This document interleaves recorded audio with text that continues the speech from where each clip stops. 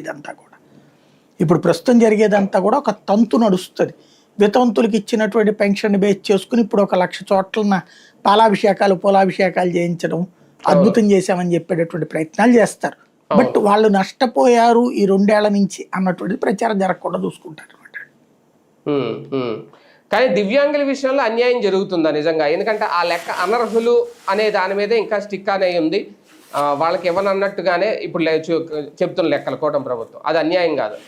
ఖచ్చితంగా అన్యాయం. ఇప్పుడు నిజమైన దివ్యాంగుడు అయ్యి వాళ్ళు ఇవ్వకపోతే, దివ్యాంగుడు కాని వాళ్ళకి కూడా దివ్యాంగుడు గత ప్రభుత్వం పొంది ఇప్పుడు లాస్ అవుతున్నాడంటే ఆ సదరు ఆ లబ్ధిదారుడికి అది అన్యాయం కింద కనిపిస్తుంది. అది కరెక్టే, వాళ్ళకి అనిపిస్తుంది. కానీ ప్రభుత్వపు ఆలోచన ఎట్టుంటుంది, అంగవైకల్యం పెద్దగా లేకపోయినా సరే అప్పట్లో రికమెండేషన్ చేయించుకుని డాక్టర్ల చేత పేరు తీసుకుని వెళ్ళారన్నట్టు.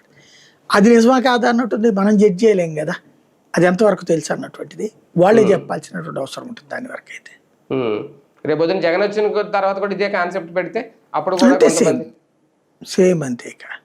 అప్పుడు కూడా టీడీపీ హయాంలో కొంతమంది రికమెండ్ రాయించుకున్నారు అనేది అదే అది తేలుతుంది ఇప్పుడు రేపు పొద్దున ఏంటి అనేటటువంటిది. కానీ ఇది గ్రౌండ్ లెవెల్లో ఒక పాజిటివిటీ అన్న వస్తుందా? వితంతులకి పెన్షన్లు కొత్తగా ఇవ్వడం ఇవన్నీ నేను అంటుంది అదే కాంపిటీషన్ క్రియేట్ అయింది. ఇప్పుడు మిగతా వాళ్ళు మాదేంటి అని అడగడం బిగిన్ చేస్తారు. వితంతులకి ఇప్పుడు రైల్లో టికెట్లు బిగిన్ అయ్యాక ముందు వరుసలో ఉన్నోడికి సినిమా టికెట్లు కానీ లేకపోతే రైల్వే టికెట్లు కానీ ముందు వరుసోడికి ఇచ్చి వెనకాల వరుస ఇవ్వలేదు అనుకోండి, క్వశ్చన్ వస్తుంది కదా ఎందుకు ఇచ్చేవాళ్ళకి అన్నటువంటిది. ఒకడే 4-5 టికెట్లు తీసుకుంటే ఆటోమేటిక్ క్వశ్చన్ చేస్తారు.